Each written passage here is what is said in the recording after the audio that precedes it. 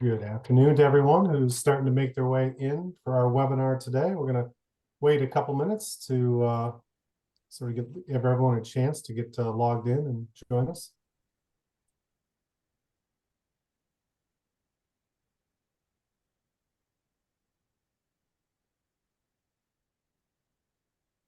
Again, for those of you joining, we're going to give it a minute or so till the participation sort of levels out here, and we'll get started. Thanks for joining us.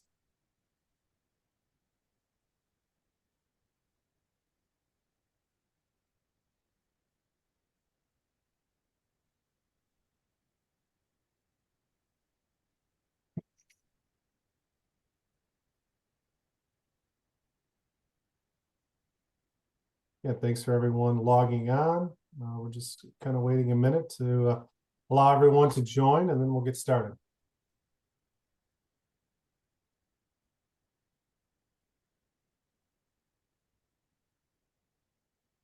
All right, it's 1:01. I think we'll get started.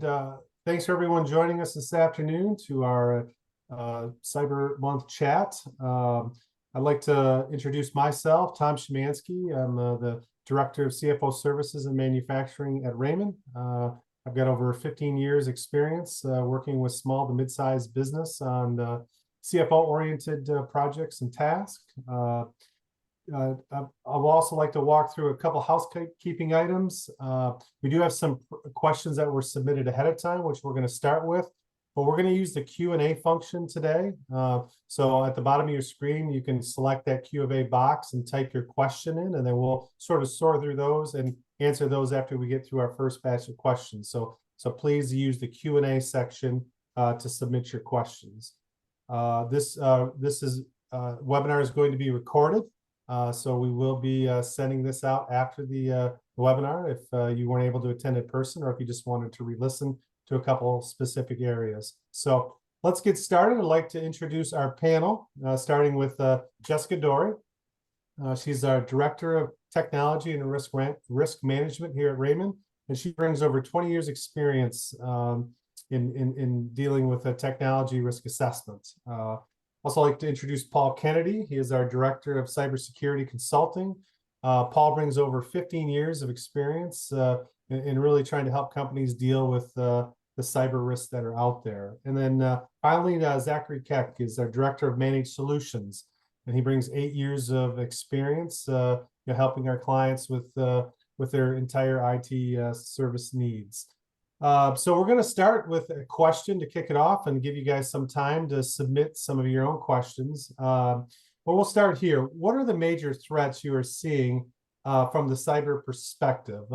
Jessica, would you mind starting us? Absolutely. Thanks, Tom. And thanks everyone for joining us today. We're really excited to be here. So first, getting started, top cyber threats. I will say it's been a top cyber threat for many years, but it continues to be is phishing and social engineering, right? What we found is that many of the times when an organization does suffer a security breach, it's largely due to the fact that an employee clicked on something in an email that they weren't supposed to, or they opened something, an attachment, if you will, that they weren't supposed to. So, our firm does help with incident responses as well too. And largely, the cause of those, like I said, is somebody, doing something that they shouldn't have. So it continues to be a threat out there for organizations. And, as we kind of talk through here, you'll see we are going to highlight some things you guys can do, to help work to prevent that. But I would say that continues to be one of the top threats to organizations these days. And I'll let Paul and Zach speak to that as well too.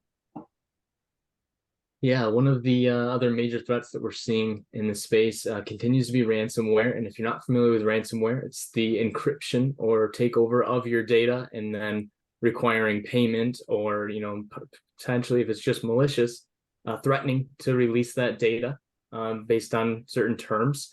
What we're seeing is this space moving to what's known as ransomware as a service. And what that is anything else that you could think of as software as a service, like Microsoft 365 or Salesforce or anything of that nature, where there's an organization behind the software. And so now we've got these bad actors developing ransomware and then offering it on the dark web to be purchased. So much easier for someone that's bored or someone that's malicious to get a hold of very destructive software, and to be able to form an attack around that. So much more organized, much more sophisticated, and that's something that's becoming more and more common now. Paul, Yeah. I'll hand it over to you. Absolutely, Zach. And ransomware, rightfully so, gets a ton of headlines because of how much impact it has. You see organizations getting taken offline for days or weeks, some, close to a month or more. The reality, though, is that there's a lot more threats out there too that may not get quite as many headlines because the impact is smaller, but there's a lot more of them. So one of those is business email compromise. Someone gets social engineered, like Jessica talked about, their account gets taken over. What does the attacker then do with that account? What they'll do is they'll actually email the individuals or organizations that account was already interacting with or would have a relationship with, and use that to get something accomplished. Very common one, they take over just any employee's account, email out to the payroll team, ask for that employee's bank account get changed to the attacker's bank account.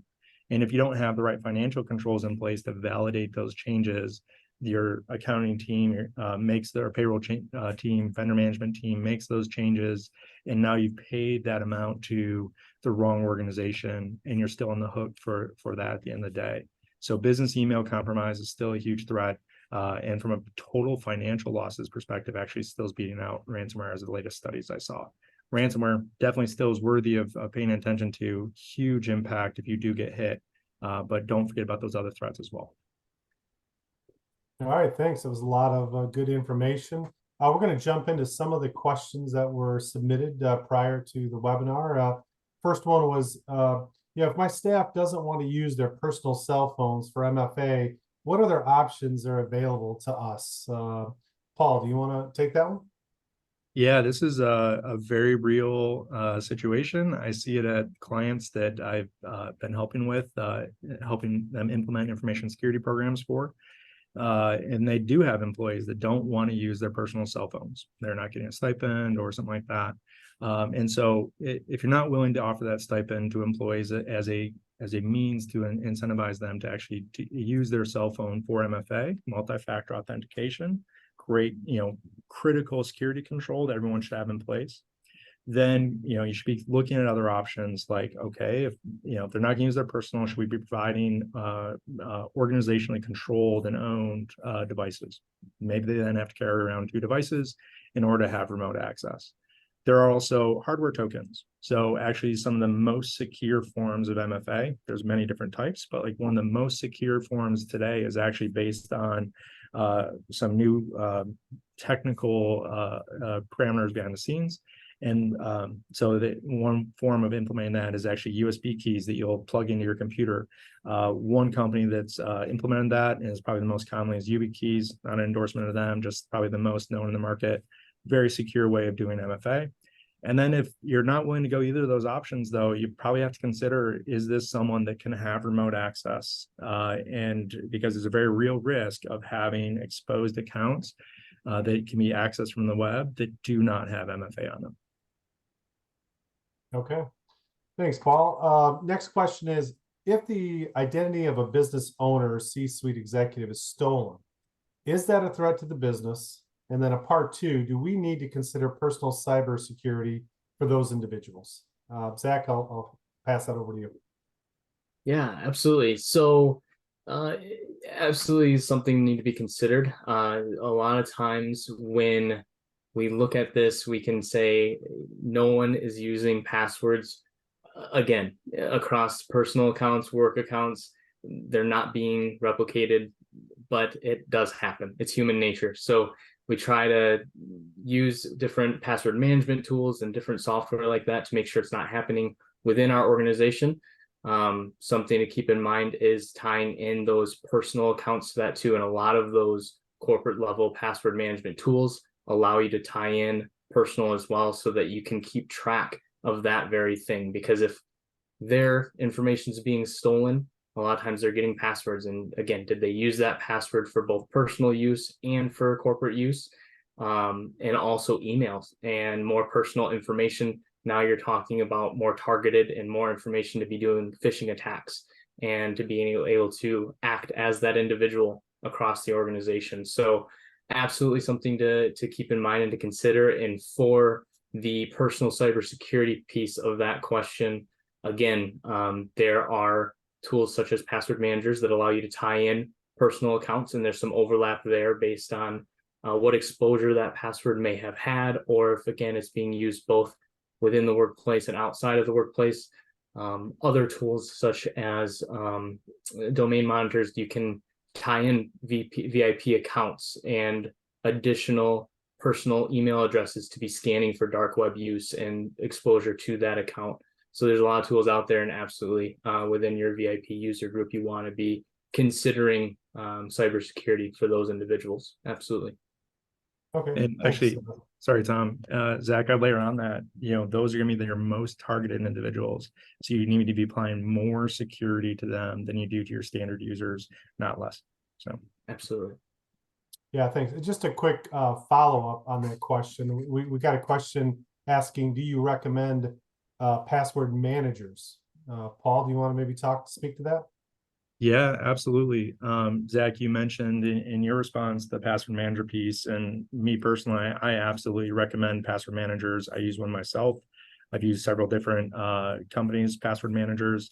And the reality is people see this concept of writing down your passwords in one place. It gives you a central place to attack and get all of someone's credentials. Is there a risk to that? Yes. However, the risk of not using a password manager is that people use very bad password practices otherwise. And they reuse those passwords like Zach was talking about across multiple accounts. Sure, they might change it a little bit to make it a new password, but the reality is it still makes it easy for an attacker to guess if they compromise that password at one organization. Password managers also make it so you don't have to remember all these different passwords. You truly can use a random, long, unique password on every system you're gaining access to. And you only have to remember your credentials to get into that password manager. So 100% recommend password managers. Do recognize there's risk of using them. It's not a perfect solution, but it's better than the alternative. Okay. Yeah, something to add on to that password management one is the other services that they bake into those tools, such as, again, dark web monitoring and being able to identify if that password's been leaked. That's something that's very valuable to have that you don't get outside of a tool like that. So there's other benefits there as well. All right, perfect. Thanks for that information. Next question is, with many employees conducting business from their cell phones, how do you ensure your data is protected if something happens to their device? Jessica, do you want to take that? Sure, absolutely, Tom. So we have to think about these cell phones, right? Just like they're mini computers. And if you've got them accessing your business information and your business systems, you've got to make sure you have the proper controls in place to protect those, just as you would the systems, that are accessing that, because they are systems that are accessing that data.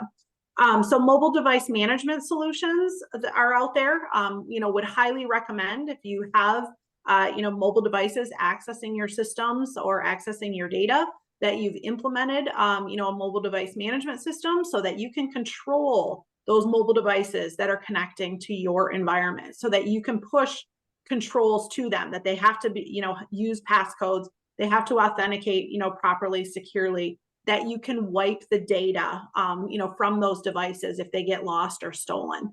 It's very important to protect these and have that strategy laid out as to, what measures and what controls. Make sure you have proper agreements in place with your employees as well, too, with them utilizing these mobile devices to access organization data. So yeah, you really need to treat these mobile devices just as you would, laptops or computers, accessing your systems. All right, thanks.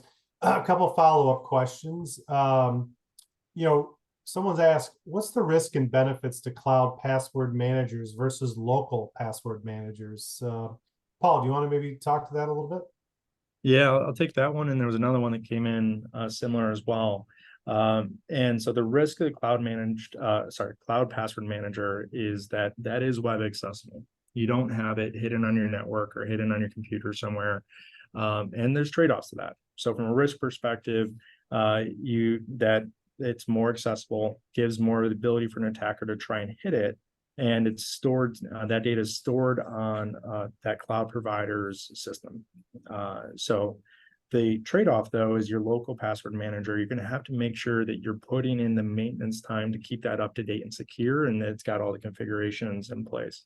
The cloud password manager, if you're using a reputable company, one of the good ones, then they should be applying new security updates as the field progresses, and attackers will evolve. So those security managers, password managers, should also be evolving. So that's the benefit to using one of those.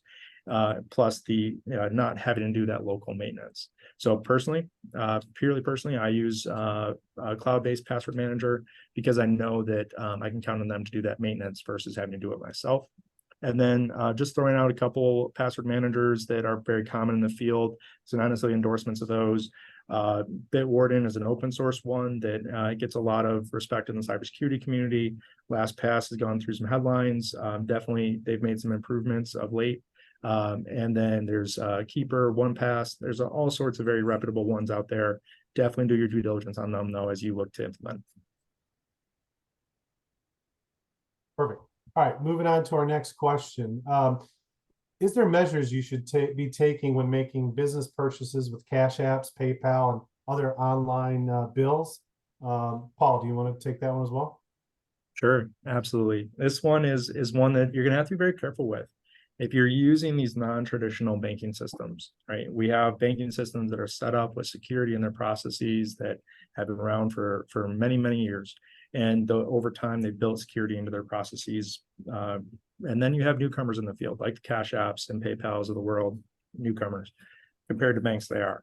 And so if you're not using your traditional banking and credit union systems, you have to be thinking about the security of each of those alternatives as an organization. Is the organization comfortable with taking the risk of using a Cash App or a PayPal to pay for business transactions? And make sure the leadership of the organization's on board.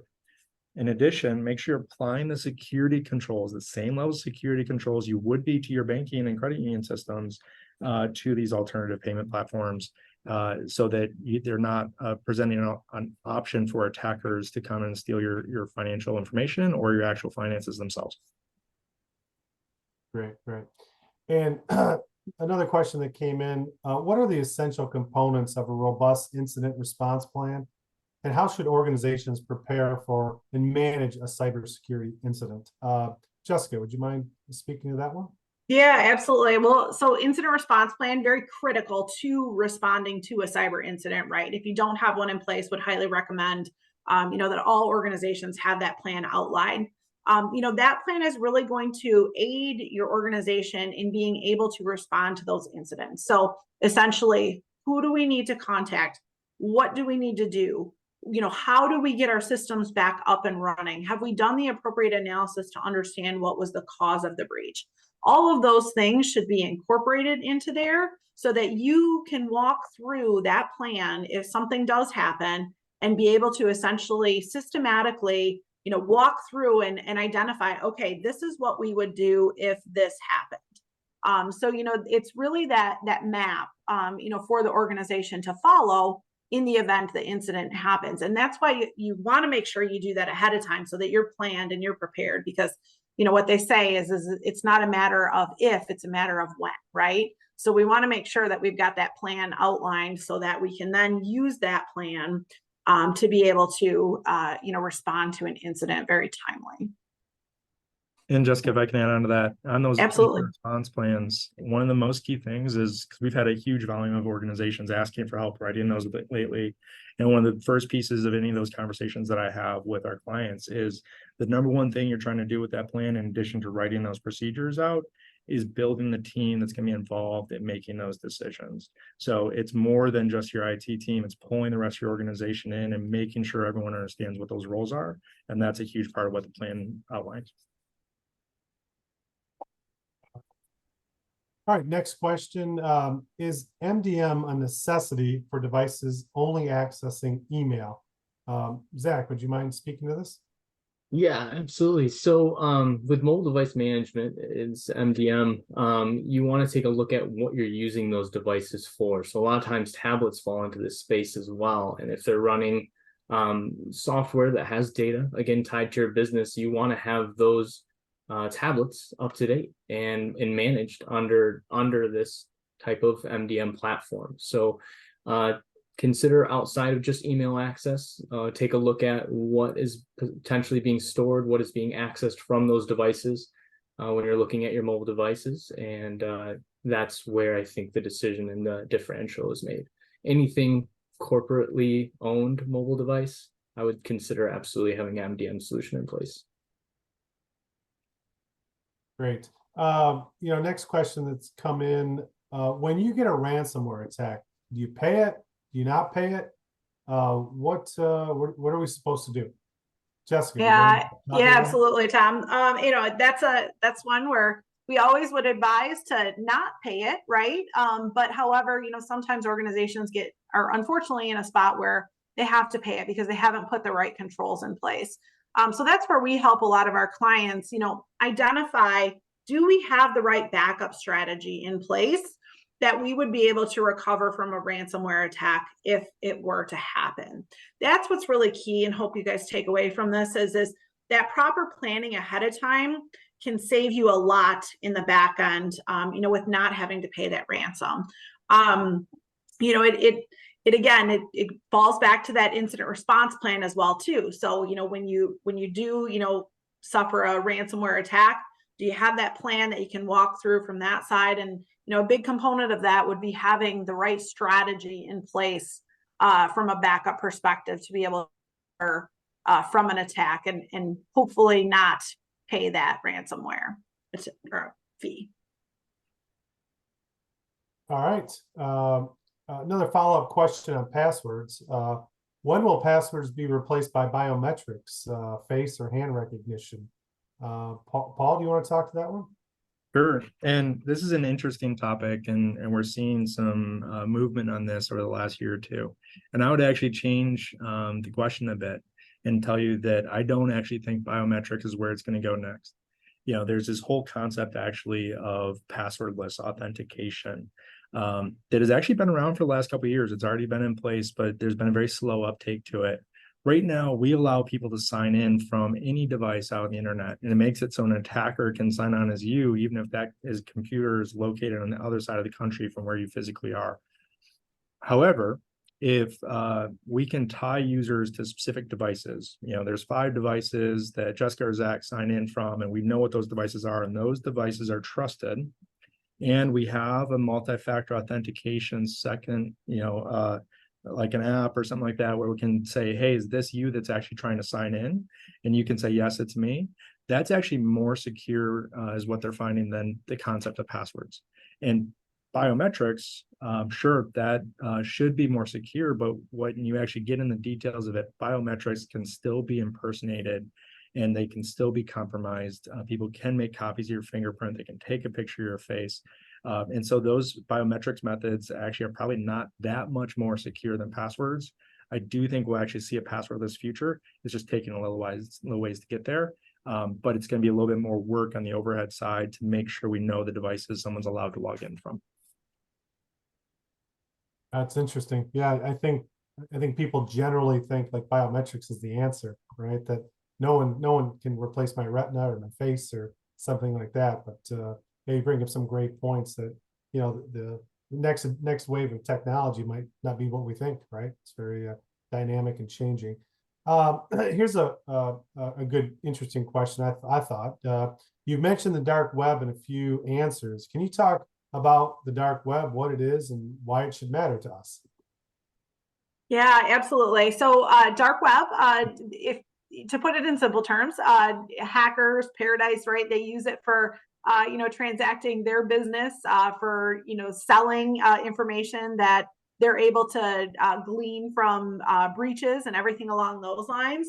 Why it should matter. A lot of times information. So think about if you're part of a breach that happens. So think like back to the LinkedIn breaches, right? So many of us have LinkedIn accounts tied to our from our business perspective and everything along those lines. There was a huge breach of LinkedIn passwords from that perspective.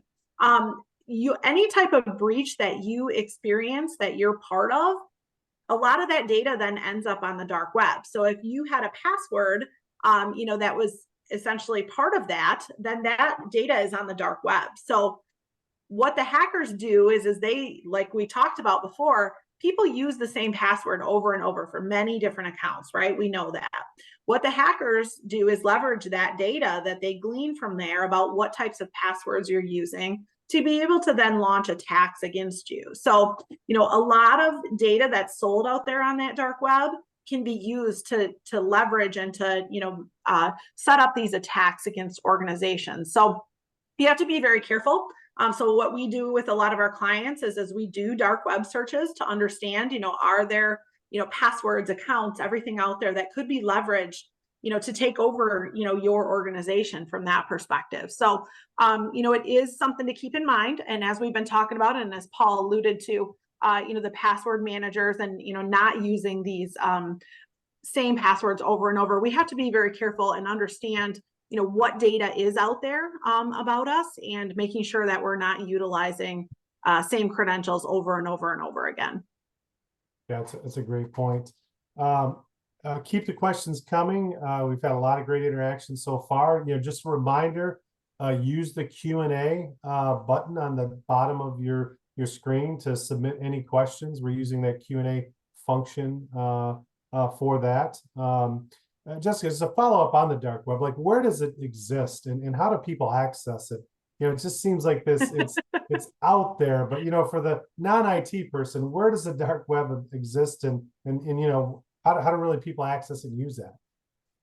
Yeah, Tom. So I wouldn't recommend to anyone to go out there and start searching for it, right? And what I would say is it's a very closed community that you have, like, the hackers go through due diligence on people to essentially allow them into the dark web from that perspective as well too. So it's not something like I said, it's not something I would go out there starting to Google and run down all of these paths of either too. But it is something, we've done some due diligence for some of our clients to see if there's stuff out there from that perspective. And so I mean, it's a community of hackers, definitely. And like I said, it's quite interesting. Yeah, no, thanks. Yeah. All right. Another question is, are the benefits of immutable backups worth the investment? Zach, do you mind talking to that? Yeah, absolutely. So immutable backups or immutable storage. And so anybody that's may not be familiar with immutable storage, you're talking about data that can't be changed. It's in a state or locked down to the point where that can't be moved, accessed, changed. Absolutely worth it as you look at types of ransomware attacks that can't penetrate that data. We always talk about how when people get in, the first thing they look for is, where's the backups? Are they on the local network? Are they accessible? Can I damage those? Because if I can damage those, then they can't recover. And they can't recover as easily anyways. So the investment that goes into immutable backups, there's different types now. There's straight to object that can be immutable storage. You can move your offsite cloud copies to immutable. There's different ways going about that. But absolutely worth the investment from a data protection standpoint, and would definitely recommend continuing to look into that if you're not familiar, and reaching out with others for more information on that too. So, but worth the investment from a data protection standpoint, absolutely. Okay, great. Another question that's come in. My organization does not have much sensitive data that I'm worried about being stolen. How much do I need to be concerned about cybersecurity threats? Jessica, do you want to maybe talk to that? Yeah, absolutely. So what I would say is hackers don't necessarily care if you have, a lot of sensitive data or a little sensitive data, because there's a lot of other things they can get to, right? So think about, like, most organizations these days do all of their banking, funds transfer, everything like that online, right? You're going to find few and far between anymore, organizations that don't do some form of online banking from that perspective. So in that respect, if the hacker is able to essentially compromise your systems and then get into your online banking account, they can wire out all kinds of funds. They can ACH out all kinds of funds. So in that respect, they don't really care, how much sensitive data or how much you don't do or don't have, because what they're looking to accomplish is getting that money out of your bank account. So it really, like I said, hackers don't necessarily care. What they're looking for is that low-hanging fruit. So they're looking for organizations that have not taken IT security very seriously, that have a number of vulnerabilities out there from that perspective. They're looking for all those low-hanging fruit that they can attack quickly, get in, get whether it's, money out of the organization, or if you do have sensitive data, that sensitive data out that they can then sell on the dark web. That's what they're looking for. They're looking for those organizations that, don't have those controls in place. And that's where we focus a lot on helping our clients, is we want to make sure that you have those controls in place so that you're not that low-hanging fruit for those bad guys that are out there. Okay, here's I grouped a couple questions that I think kind of follow up on that, related to kind of cyber ready. Cybersecurity feels overwhelming. How do I get started and make sure I have the right cybersecurity pieces in place? And then a part two would be, what guidelines should I consider when looking at cyber insurance coverage, as a piece of that? Paul, do you want to maybe talk about the cybersecurity process? Yeah, and I'll actually start with where I think a lot of organizations have started in the past, which is the cyber insurance piece. A lot of organizations went to their insurance company, saw there was a cyber insurance product available to them. They went and bought that coverage. And then especially really ramping up in 2020 when ransomware started to take an uptick in volume, a lot of those cyber insurance policies started to have a lot of increased premiums, increased carve-outs, lower levels of actual coverage. And so insurance by itself no longer was enough. And so organizations really needed to go back to the drawing board to say, okay, how do we protect ourselves?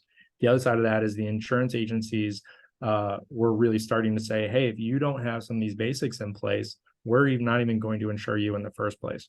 And so organizations have had to go back to the table and say, all right, how do we actually secure ourselves? Because we need to, and we also want to be able to get that cybersecurity insurance coverage. So just wrapping up the cyber insurance piece of that question, there's two pieces you want to consider when you're looking at your coverage. Two main pieces I would personally be considering. One is what is the if you get hit with something like ransomware, what is the business interruption that you're going to suffer? What is the cost of those services or revenue that you won't be able to realize that you need the insurance company to make up for? So really look at your business interruption insurance and make sure that includes things like ransomware events. And then two, as an organization, what are the protected or regulated data pieces that you would have and the potential repercussions from that? And actually, I'll tie in a third category to that second one, which is the direct costs that you're going to have to incur. Those answers are going to be different for every organization even within an industry, they'll be similar, but you still have to assess that for yourself. And so there are one source I'll throw out there. It's not necessarily free, but they do put out some pieces for free. The Scientia takes a data analytics institute, takes a data analytics focused approach to analyzing cyber risk and exposure and costs. And so not necessarily endorsing them, but I've liked what I've seen from them in some of their database studies. And you can get some good cost metrics from them in terms of what you should be covering yourself for in the event of some sort of cybersecurity incident. Going into the first part of your question, okay, now you've realized you need to secure yourself. One of the big pitfalls people tend to fall into is they hear these buzzwords and marketing terms out in the cybersecurity space of, hey, you need to have this tool, you need to have this, you need to have this.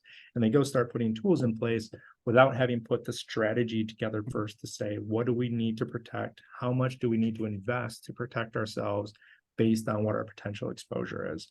So first start by that strategy piece. Make sure you're really taking that time. It does take time and effort and energy to say, hey, who needs to be involved in guiding our cybersecurity exposure? It shouldn't just be your IT team. It has to be a collaborative effort across the entirety of the organization, where you think about what your potential risks are, what assets and systems matter more, and make sure you're protecting those to the right amount. Then go to look at like a third-party framework, like a NIST cybersecurity framework. Center for Internet Security puts out a great set of basic cybersecurity controls as well. Compare yourself against that, customize how you implement it to your organization. And then if you ever need help, definitely feel free to reach out. There's lots of people out there in the industry that'd be very happy to help you with customizing your approach to make sure it will work for you as an organization, because there's really truly no one size fits all answer. Paul, it's a lot of great information. I mean, I'll just add on the insurance side, the business interruption, calculation. This is really new for a lot of businesses. They're used to a traditional business interruption calculation that's based upon a fire or a natural disaster or a major supply disruption. A cyber disruption is something that businesses, I think, really have to spend some time thinking about, well, how exactly would that disrupt my business? And what's the economic damages that I really need to insure for?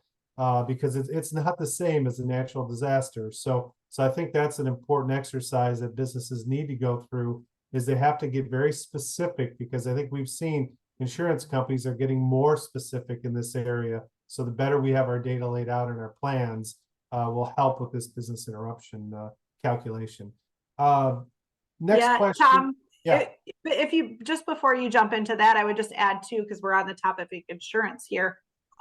Make sure you understand what your policy says too. So many times we've seen where organizations have suffered a breach and they haven't done certain things that the insurance is requiring that they do, right? So like implementation of multi-factor authentication. Insurance provider says, company, you have to do this, but then you don't do it. They're going to deny that claim if you have not done that, but you've said, that you have. So a lot of times, most insurance providers these days are having organizations fill out an attestation form of controls that you have in place. So making sure that when you're filling those out, that you truly understand the controls that your organization has in place. Because if you're not accurately representing those controls on that form, and then you suffer a breach and it's due to the fact that some of those controls were not in place, then they're going to, deny that claim likely. So just make sure you understand, what are those caveats in your policy that you need to make sure that you have in place from that perspective. And Jessica, we'll really pause on this one because it's a really important topic. Thank you for reminding me on another point as well, which is that many of your policies will also have some sort of notification requirements of incidents, even if you're not filing a claim. And so if you say you have a compromised credential, or a set of compromised credentials in your environment, you may be able to respond in the moment, see that there's no residual impact as far as you're aware, but you still had some accounts compromised. Your policy may require you still notify your insurer, because what if there's actually a follow-up where you didn't do all the cleanup you thought you did, or they left some sort of backdoor into your environment, and then there's a follow-up a month later where they've used that backdoor and now they've ransomware to your entire environment. Your insurance carrier may say, hey, you didn't tell us about that initial attack in a timely manner, and that caused the later attack. Therefore, we're going to deny your claim for the later attack because it was really one attack. So make sure you know when you have to notify your insurance carrier as well of potential incidents, even if you're not filing a claim. To add on to that, and Jessica, I love you triggered something in my mind when you were talking about making sure you have everything in place there. And the other thing is to watch out for the verbiage of those questions as well, because they'll ask, do you have MFA across all your organization? And a lot of times your mind goes to, yes, I have MFA enabled in Microsoft 365, so we have to use MFA. Well, they're talking workstation level, VPN level. They're talking across the organization when they're saying all. So again, very easy to overlook and answer, yes, we have MFA, when truly you don't have it spread across the entire organization. Yeah, So Zach, that's a great point. Absolutely. And also think about too, Another common question is do you provide security awareness training for your employees, right? Well, making sure it's very important that your employees actually all complete that training. Because if they don't, and then you have an incident and they come back and they say, well, only you provided it, but only 50% of your organization actually took the training, that's another issue, right? So you got to make sure that what you're relying on as these controls are then operating effectively in your organization as well. Yeah, and then just to close out this insurance, there was one other question about, hey, are there any other pitfalls or any other areas I need to be concerned? I know we talked about response time, training, and anything else on the insurance side that people stumble on when they get to a claim because they didn't do something they said, or do you think we kind of covered the major areas that you see folks having gaps with? I think we've covered the majority of them. Nothing else is jumping to the top of my mind right now, unless Zach or Paul, you guys have anything. One thing that jumped to my mind, it's not necessarily applicable to insurance, is this concept of training and cybersecurity training. Yes, absolutely spot on. Let's make sure everyone in the organization is getting some level of, or appropriate level of just general user best practices for securing themselves in the organization. But you're going to want to make sure that your executives and your cybersecurity practitioners, those that have some role in actually managing your security controls, are getting specialized training so they stay on top of all these topics. And so what that can look like can be very different based on the organization, whether that's attending industry conferences or peer groups, things like that. But make sure you're investing that time, because it's such a fast evolving field that it's really important to stay on top of changes. Great point. Question came in about artificial intelligence. How is artificial intelligence having an impact on cyber threats and cybersecurity? Zach, do you want to maybe start with that one? Yeah, absolutely. So artificial intelligence is making it more difficult and making the tools again more sophisticated. We're using it. A lot of people are using ChatGPT for effectiveness of your job, maybe perfecting an email or helping out with communication, lots of different areas. Well, the bad actors are doing the same thing when it comes to software, improving software and being able to write software without necessarily knowing how to code, and being able to do it in basic language, and being able to develop malicious software. It also plays into the difficulty of identifying phishing alerts and phishing email attacks. It used to be very easy to notice that there's spelling errors or grammatical mistakes. Well, artificial intelligence is able to take a look at that, what language is supposed to be written in for that specific attack, and make improvements to that language, and even go beyond of making suggestions of how to attack that. Maybe it's an industry or different things of that area. They're continuing to make improvements around artificial intelligence to make it more difficult to use it for malicious purposes, but there is still a lot of different ways to get around some of those barriers, and if you beat at it hard enough, you're able to get around that. So it's definitely making, again, more sophisticated. That is making the cyber threats more sophisticated, harder to identify. Great. Here's another question that came in. How much time and resources really need to go into really developing a robust cybersecurity plan? I think a lot of businesses, it's an area that they maybe don't understand as well as others. And so, I mean, is there, obviously there's different company sizes, but what really goes into making that cybersecurity plan, and how much time should it roughly take? Or, Paul, maybe you want to start to take a stab at that? Yeah, honestly, that's a very hard question to answer, Tom, because it's going to be a bit unique to each organization. What I would say, though, is you need to expect that it's going to take time from more than your technical individuals.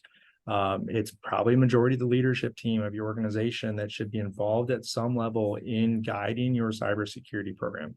Do they need to be hands-on implementing cybersecurity controls? No.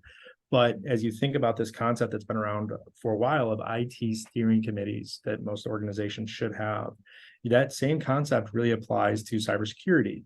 You really need to make sure where you're deploying your cybersecurity initiatives aligns with the strategic objectives of your organization, because not everything needs to be protected equally. It does take time, and it's not an overnight process. It's hard to quantify, and really is going to vary significantly based on the type of organization that it is, and how regulated you are, things like that. But do expect it's going to take more than just your IT team or something like that to deploy. What we do here, so organizations that come to Rehmann and say, hey, look, I either want to improve upon what I have, or I don't think I really have a cybersecurity program. We have a service that we offer called Cyber Ready. And that's a process that organizations will usually go through. We take them, over the course of a couple months, anywhere from probably 2 to 6 months on average, where we take them through a series of workshops, gathering the information input from the rest of the organization, and making sure we've kind of built a plan for implementing cybersecurity internally. It's a number of meetings. Again, that gets customized based on the size of the organization, but it is probably off the back of the napkin, probably 10 to 20 hours of meeting time, maybe a bit more than that for larger orgs, spread out over that several month period where we're actually going through the process. So roundabout way of answering it. No, it's going to be unique to you, but very happy to have a conversation on it. Yeah. And that's probably a good lead into this next question. Yeah, I know a lot of small to mid-sized businesses are using, managed service providers. They're outsourcing their IT support. And this question kind of comes in, should my IT provider be meeting with me about cybersecurity and planning? What questions should I be asking them? And what expectations should I have when working with them in this space? Zach, do you want to maybe start with that one? Yeah, absolutely. And this does tie in very well with what Paul was just describing with our Cyber Ready planning. So should I be meeting with my IT provider about planning? Absolutely, as long as that's something that they provide. So I think you have to start there with, and the expectations was the last piece of the question. You almost have to start with expectations. What is the partnership there, and what is the shared responsibility? What is the IT provider agreeing to bring to you as a service provider? And do they get into the cybersecurity space and get into the planning phase of that? A lot of IT providers will provide, IT, and they'll provide tools around security such as EDR or MFA, but getting into that consultative planning and response behind cybersecurity, that's something to ask them about and see if that's something that they do. And Paul, I'll let you piggyback on this if you want to a little bit, because it's very much so your space. And then what kind of questions I should be asking. One thing that I'll talk into there is tabletop exercises. This is a great way to, if you don't have a plan, start there. But if you do have a plan, run through it, get it out, and have key team members at the table and rotate those key team members out across your organization, because a fun exercise is to say, okay, well, we would go to so-and-so if this came up. Well, so-and-so is on vacation. Well, this person's their backup. Well, they called in sick. Does anybody know how to find that document and run the plan? And rotating individuals out at the table is a great way to go through that exercise. The other good question to ask yourself is, where are you keeping all of that documented? If all of your systems get locked up and go down, are you able to access that document? Is it being stored outside of what could potentially be locked up? What questions should be asked, and kind of the process behind that? Paul, do you want to kind of take into that more? Yeah, it's something that I run into all the time. So many organizations are using an IT service provider or MSP these days to really get better, IT coverage than they can internally.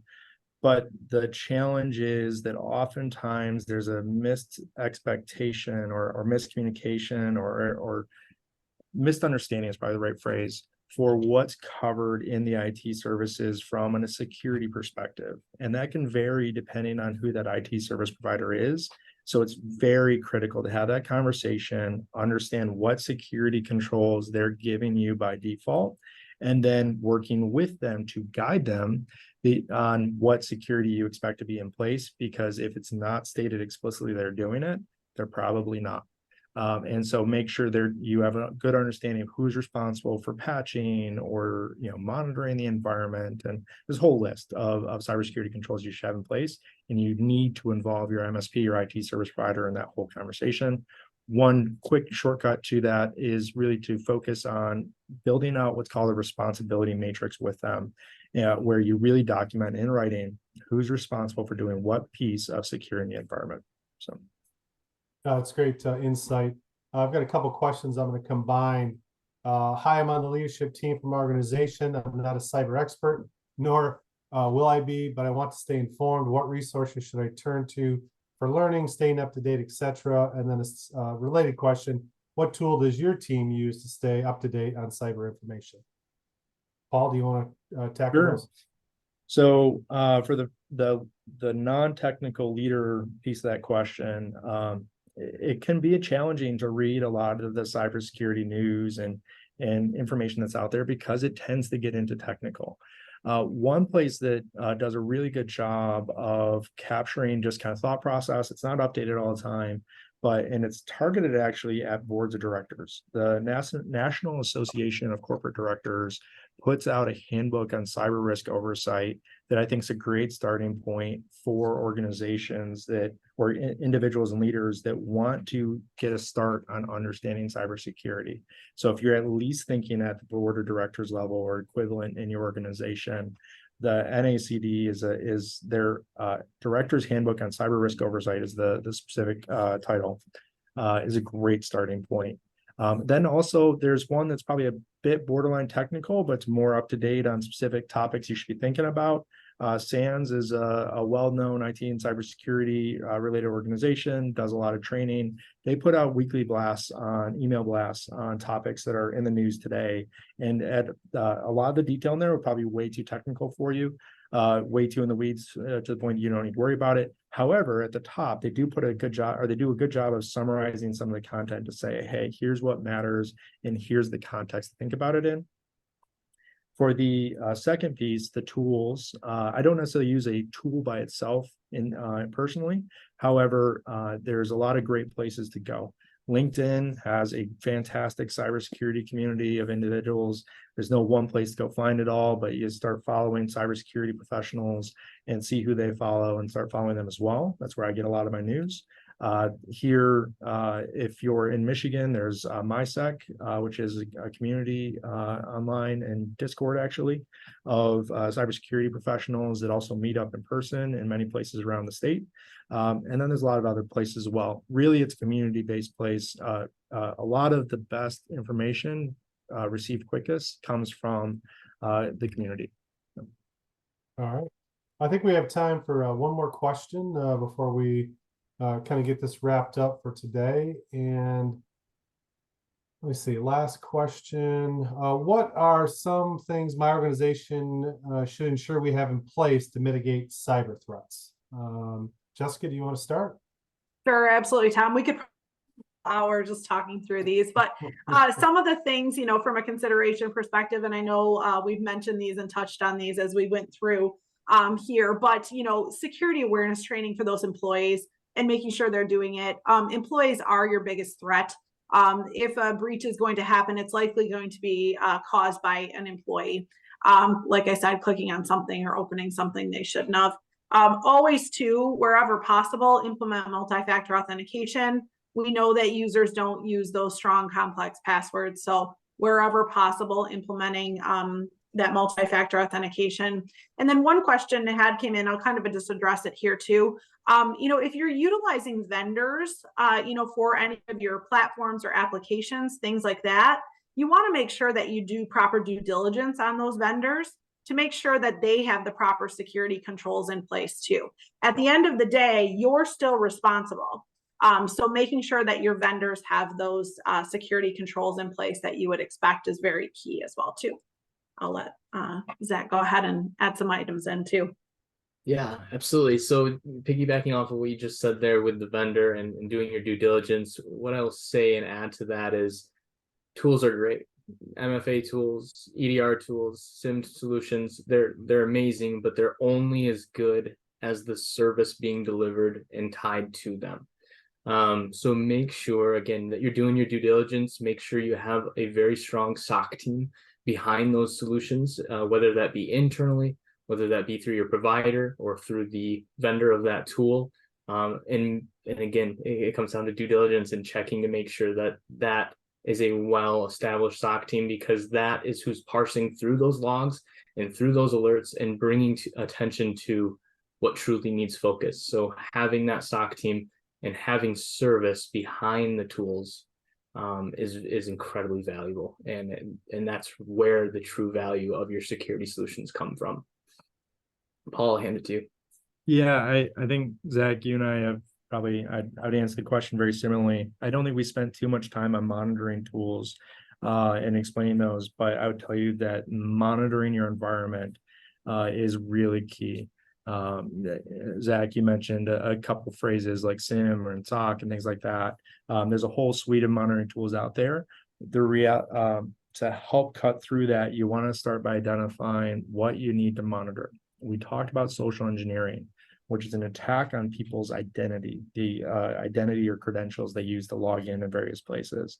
So you want to make sure you have the ability to monitor and respond to things that are happening there.